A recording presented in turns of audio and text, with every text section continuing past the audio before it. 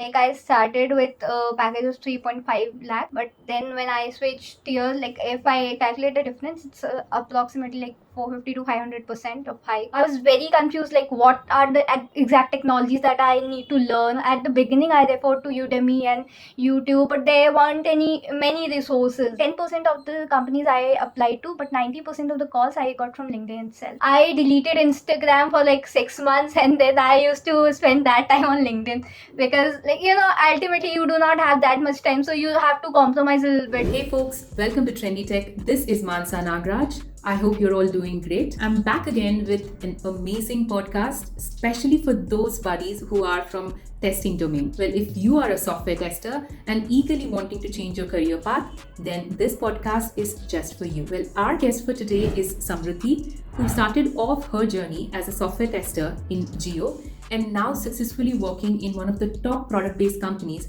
Target, as a data engineer. Shall we listen to her story? Let's jump right in. Hi 𝗦cie𝗰𝗶. Firstly, a very warm welcome to you, and thank you for spending some time out and joining the podcast today to share your experience, which will be helping a lot of our audience out here.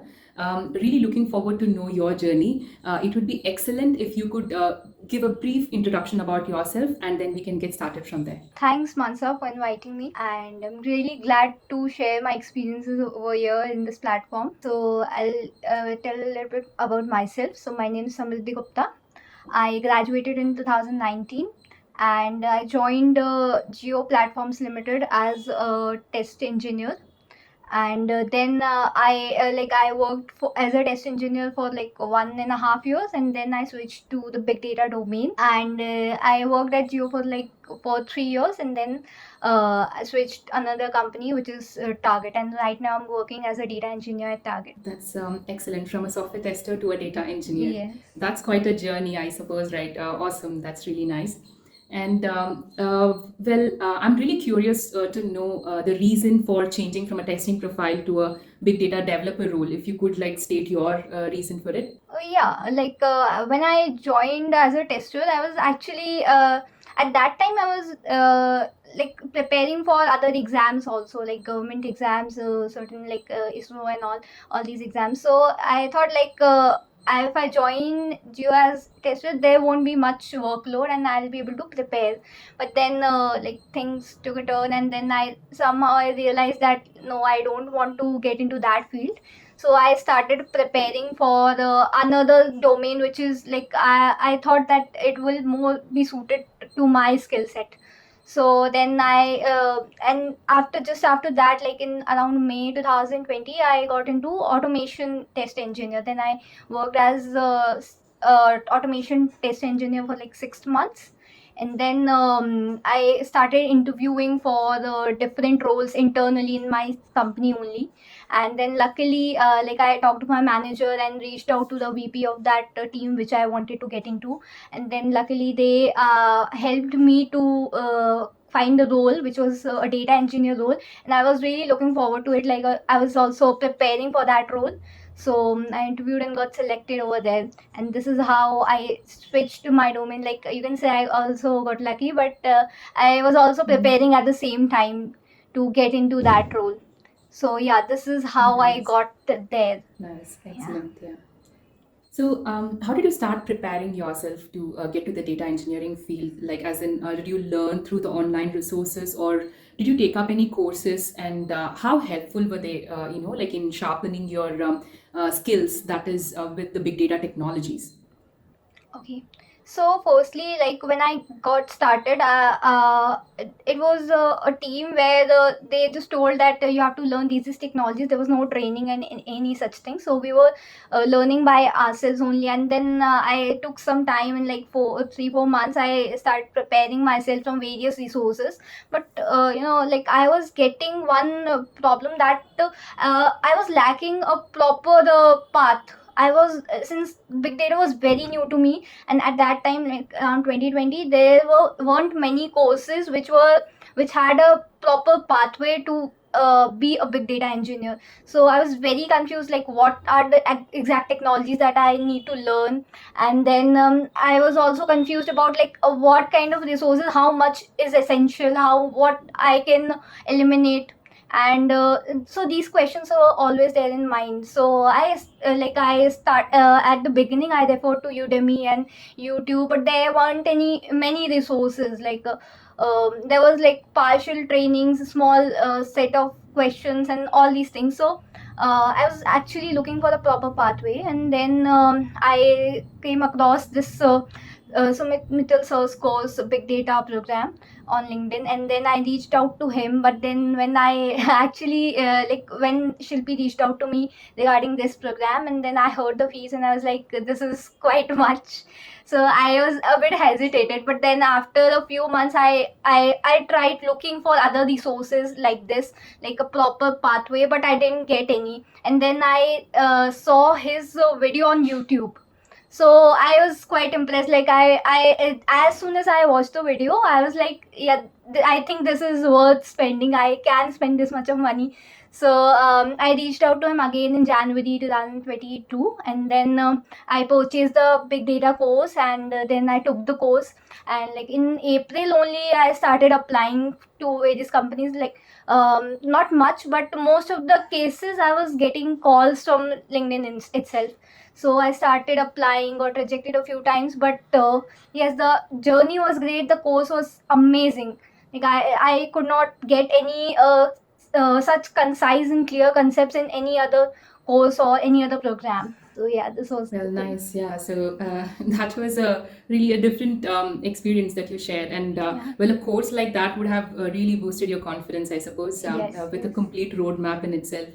I mean, yeah, that's something that would give you the confidence to attend or work on projects as well. Yes, yes. Excellent, Samriddhi. And yeah, for moving on to the next question, what I wanted to know was, I have seen that recruiters always look for experienced folks, right? And did you kind of like face any challenges in getting the interview calls, or since you were from the testing domain, right? If yes, then what strategies did you follow to overcome those challenges? Or is it like you had a completely different experience? If you did, then it'll be nice if you could share it with us. Yeah, sure. As I told, I had already switched to a data engineer role in my company, but when I was applying, the relevant experience was too less for that. So what I did was I started engaging on LinkedIn. I like there were it wasn't a creator account back then, but yeah, I tried to make good connections which have good reach. So I connected those people. I asked for referrals from some of those, and then and somehow gradually I started getting calls from the LinkedIn itself, very good companies, you it's in including Fang, and a lot of companies like Google, Amazon, Uber, also Uber Karim from Dubai, and then Flipkart. Oh, nice. These companies, I got calls from, reached out from LinkedIn itself. So yeah, this was my journey, and I did deploy to a lot of companies, but 10% of the companies I applied to, but 90% of the calls I got from LinkedIn itself. So I would say it's a great tool if you use it to the fullest. It's an amazing tool. Yeah, I agree on that. Yeah, true. I agree. Especially for people who are focusing on specific companies, then LinkedIn is a very good platform where you can leverage and like get good opportunities as well. I totally agree on that. Well, so you said you got to attend a lot of interviews. How many companies were you interviewed for? And I would also like to know how similar or how different were they in their interview process? Okay. So I interviewed for like 20-25 companies, and around 95% of them were product based. Since like my company Geo was already a very good company, I was like enjoying the work over there. So I when I was looking for the switch, I thought like it had already set some standards. So I was looking for a much like some where I can get to learn more and hike also. These things I was taking into consideration. So I most of the time I applied for the product based companies also, and I was looking for specific domains. Like I had made a list of the companies that I really want to apply for. I checked what kind of domain they work on, what kind of projects are they working on currently, and like even if I'm applying for any company, like I always used to do a background research of what is their revenue going on right now, and how much like what kind of domains they are working on, and where they stand in the world list of Forbes and Fortune list. So all these things I used to do a background research, and then I used to apply, so that I'm already aware of what kind of questions I can expect and how can I contribute to their team, becoming a team member. So that is, I think, most of the times recruiters are looking for, like how can you be helpful to their team. So this I took this part into consideration, and when at like after every interview there's a feedback session. So like the interviewers ask you to ask certain questions. So that is, I guess, a game changer when you're applying for companies. So if you make them realize that what they're looking for is actually you, what you possess. So that is really helpful when you're applying, I guess. Yeah, that's nice. Like the approach and the and your thought process, especially over there, and your work in like trying to understand the company, doing the research on before giving the interviews. That's really excellent. That's a good takeaway for this session. And also, were there any differences in the interview levels that they had? Like, suppose service-based companies or product-based companies. Were there any major differences, or like all of them had the similar kind of interview rounds? Okay. So yeah, there's a major difference in service-based and product-based companies' interview rounds. So one major difference is DSA. Like in 90% of the companies, you will have a DSA round, and you'll have to clear that. So that is a major difference, and like you'll get this difference in the first round itself. Like in service-based, when you're applying, the first round is generally the SQL and this MCQ questions, whereas where in product based they generally have DSA, and if you're applying for data roles, then you'll have SQL questions as well. So these are generally the first rounds, and then after that most of the rounds are similar, like technical discussions will be there. You'll be asked to write certain code on Spark and Scala and whatever languages like you have worked on, Python or anything, and then there'll be 2-3 technical interviews. One will definitely be the SQL round, which is where you will be asked complex SQL questions, and the DSA round. And then next will be the hiring manager round. So and in some cases there was also a system design round. Like this is something I faced in Flipkart. The first round was this round, a data design round. So they asked, like they gave me some queries, and they asked me to design a system around those queries. Like find out what kind of tables you'll be using, find out what kind of attributes you'll be using in that, and then build a whole architecture so that the query fits in that architecture, and you're able to find the solution. So these kind of rounds will can be expected for senior roles also. Well, my next question would be somewhere around the interview rounds itself. Like, what were the major technologies that you feel were tested for in the interviews? Like the technologies, whether it is Spark, Hive, or cloud services. What do you think had the major attention for? Okay, so majorly it is Spark. Like Spark is something which is very common across all the companies using big data technology. So this is one thing, and then SQL is something basic that you need to know for a big data engineer. And then it depends on company to company. Like some companies are using Kafka, some are using Hive, some are using both. Then if somebody is applying for it, like I'd say one is SQL, then other is Spark, and the third is like Hive is also important, Hive and Kafka.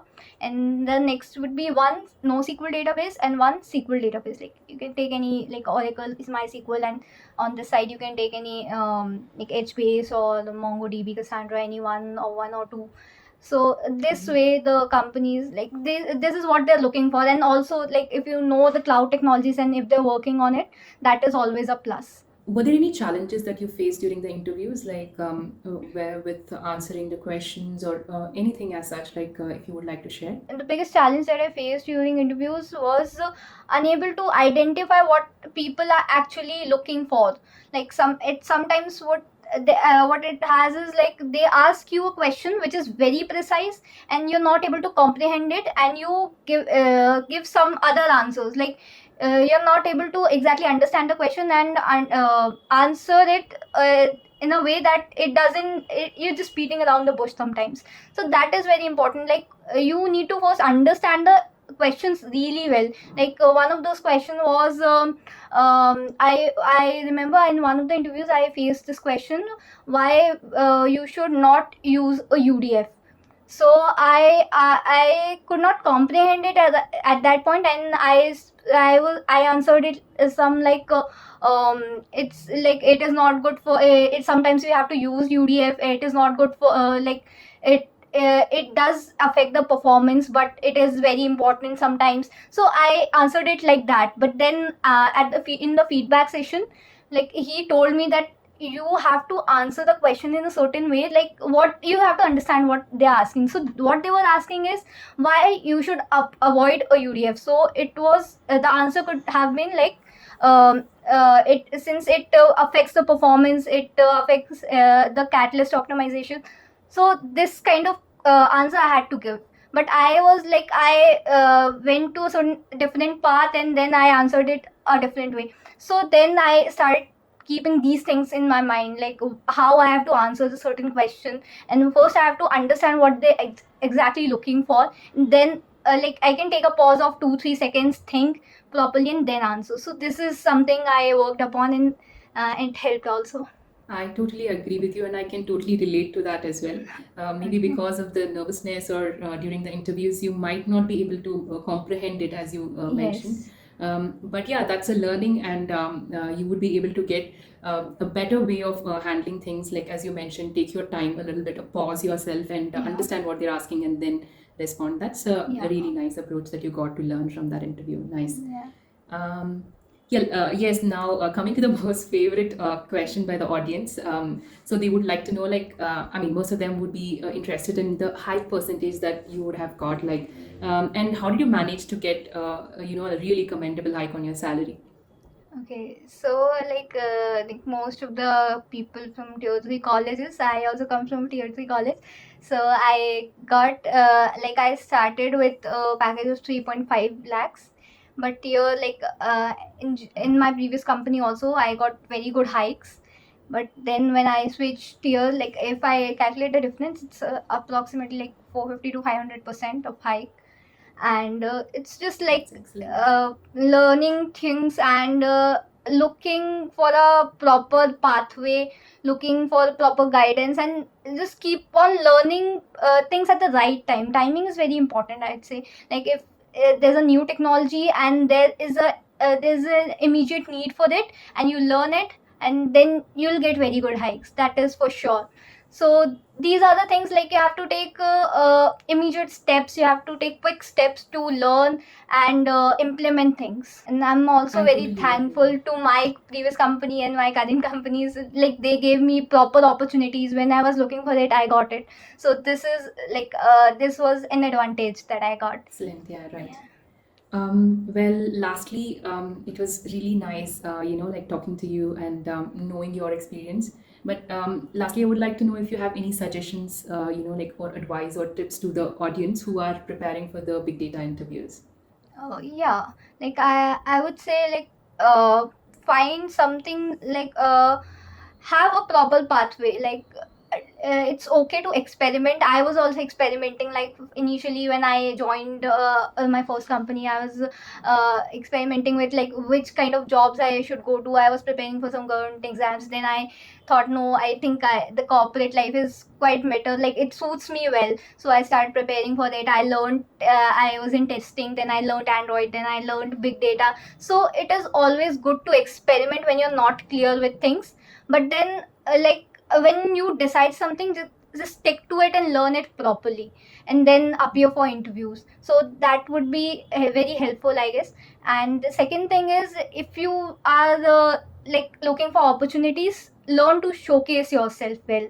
So this is very important. Like in my case, I chose LinkedIn. So I used to like engage with the people. I used to like, interact with, connect with people from my domain. And it gives you some perspective, like when you're actually talking to a person who is at the position you want to reach, you will definitely get some or the other advice, some good advices, and you can also learn from their mistakes, like what they did at their time, so that they could not achieve it sooner. So these the things that are really helpful, I guess. So at the same time, when you're preparing, you can just like in my case also, like I deleted Instagram for like 6 months, and then I used to spend that time on LinkedIn, because like ultimately you do not have that much time, so you have to compromise a little bit on some or the other part. So I thought, like, let's like properly deactivate it, and then use that 1 hour, half an hour or 1 hour on while engaging on LinkedIn. So it helped me a lot. Like for me, it worked. So these are the two Excellent, things that I Samriddhi. would Yeah, say. it was really great to know your journey, your story, and our audience have got a lot of information from your end, a lot of advice as to how they can prepare themselves and how to like strategize and learn the new technologies as and when there are new technologies, and that will help you in boosting your career as well. So thanks a lot for your time, and thank you so much for joining us today. And wishing you all the very best and lots of success ahead in your career. Thank you so much. Thank you so much, Mansa, for inviting me over here. Well, if you haven't subscribed to the channel yet, do subscribe and hit on the bell icon for more such notifications on interesting podcasts and big data trends.